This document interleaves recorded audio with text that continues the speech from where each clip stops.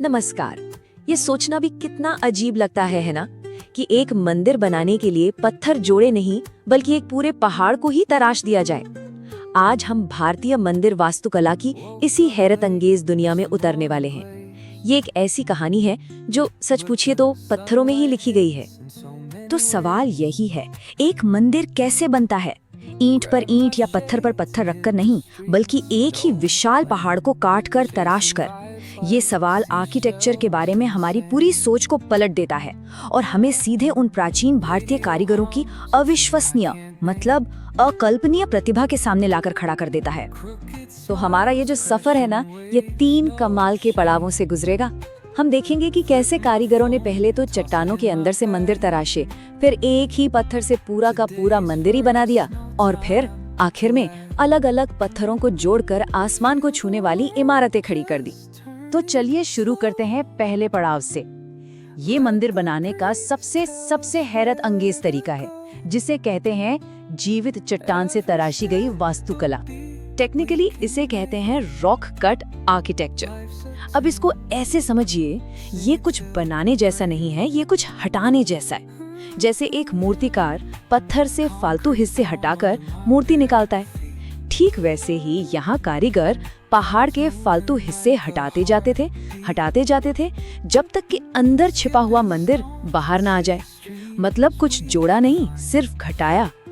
और इस कमाल की तकनीक का सबसे बेहतरीन, सबसे शानदार उदाहरण अगर कहीं देखना हो तो वो है महाराष्ट्र की एलोरा गुफाएं।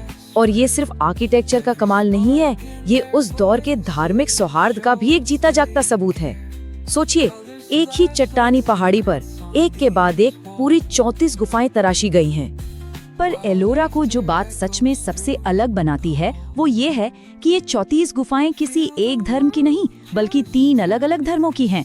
जी हाँ, राष्ट्रकूट राजवंश के समय में बनी ये गुफाएं बौद्ध धर्म, हिंदू धर्म और जैन धर्म तीनों का प्रतिनिधित्व करती हैं। एक ही जगह, एक ही पहाड़ में आस्था का ऐसा संगम वाकई कमाल है। और इसी एलोरा में रॉक कट आर्किटेक्चर अपनी बुलंदी पर पहुंचता है, कैलाश मंदिर के रूप में। ये कोई मामूली मंदिर नहीं है, इसे दुनिया की सबसे बड़ी मोनोलिथिक संरचना माना जाता है। मतलब एक ही पत्थर से बनी सबसे बड़ी चीज, जिसे बनवाया था राष्ट्रकूट राजा कृष्ण प्रथम ने। पूरी दुनिया इसे आर्किटेक्चर का एक अजूबा मानती है, और क्यों ना माने।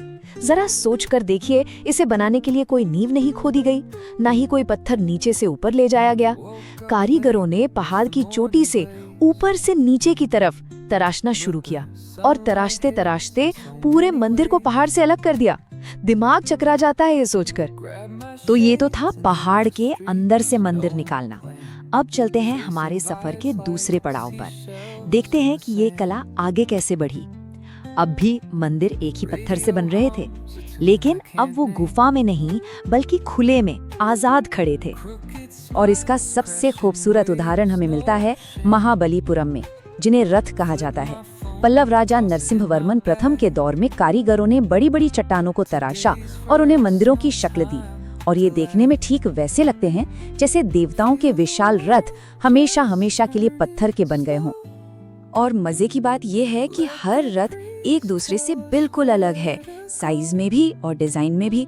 एक तरफ सबसे बड़ा धर्मरथ रथ है तो दूसरी तरफ सबसे छोटा और सिंपल सा द्रौपदी रथ। इससे पता चलता है कि उस जमाने के कारीगर कैसे नए नए एक्सपेरिमेंट कर रहे थे, अपनी कला को अलग अलग तरह से आजमा रहे थे। तो पहाड़ के अंदर से तराशना हो गया, एक ही पत्थर से तराशना हो गया। अब आता है तीसरा और आखिरी पड़ाव, स्ट्रक्चरल मंदिर, यानी वो मंदिर जो अलग अलग पत्थरों को एक दूसरे से जोड़कर बनाए गए, ठीक वैसे जैसे आज इमारतें बनती हैं। और यहाँ आकर आर्किटेक्चर ने एक बिल्कुल नया मोड़ लिया। इसका एक नायाब उदाहरण है ओडिशा का कोणार्क सूर्य मंदिर। अब देखिए, इसे किसी एक चट्टान से काटा नहीं गया, बल्कि 13वीं सदी में राजा नरसिंहदेव प्रथम ने इसे पत्थर के टुकड़ों को जोड़ जोड़कर बनवाया और इसे शक्ल दी सूर्य देव के एक बहुत बड़े एक विशाल रथ की। इस पत्थर के रथ में सोचिए 12 जोड़ी पहिए लगे हैं। हर जोड़ी साल के 1 महीने को दर्शाती है और हर एक पहिया वो सिर्फ पहिया नहीं है, अपने आप में एक मास्टरपीस है जिस पर इतनी बारीक नक्काशी है कि बस देखते रह जाओ। और इस रथ को खींच कौन रहा है? 7 ताकतवर पत्थर के घोड़े। और ये 7 घोड़े हफ्ते के 7 दिनों के प्रतीक हैं। मतलब हर चीज में एक गहरा मतलब छिपा है।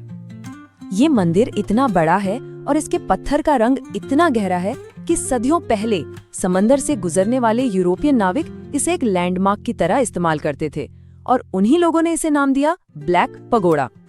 तो जैसे जैसे ये स्ट्रक्चरल मंदिर यानी जोड़कर बनाए जाने वाले मंदिर पॉपुलर हुए, भारत के अलग अलग हिस्सों में मंदिर बनाने के अपने अपने खास स्टाइल, अपने अपने सिग्नेचर स्टाइल बनने लगे।